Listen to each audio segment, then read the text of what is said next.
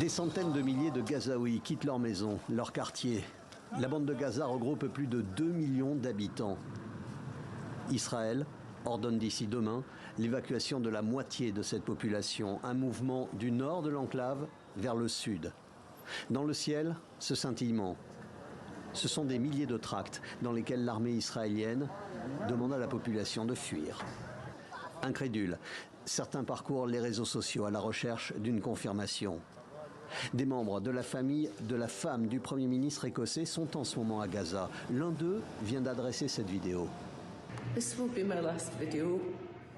Ça sera ma dernière vidéo. Tous les habitants de Gaza partent. 1 million de personnes sans nourriture, sans eau. Et ils les bombardent quand ils partent. Où allons-nous les mettre? Où est l'humanité? Où est le cœur des gens dans le monde pour laisser une telle chose se produire à notre époque? Que Dieu nous aide. Au revoir. Cet ordre d'évacuation s'applique aussi au personnel de l'ONU. Sur ces images, un convoi de véhicules des Nations Unies se dirige vers le sud de la bande de Gaza.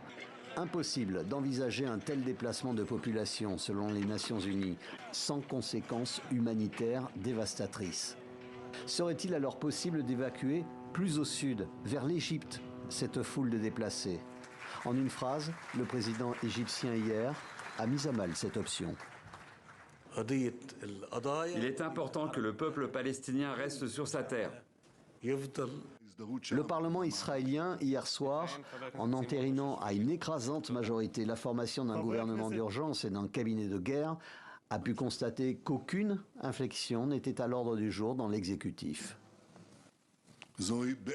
Il s'agit véritablement d'une guerre pour la maison, et elle doit se terminer par une seule chose, une victoire totale et la destruction et l'écrasement du Hamas. L'heure n'est plus de savoir s'il y aura une intervention terrestre des fantassins israéliens, mais quand le feu vert sera donné. Ces chars se positionnent tout près de la bande de Gaza.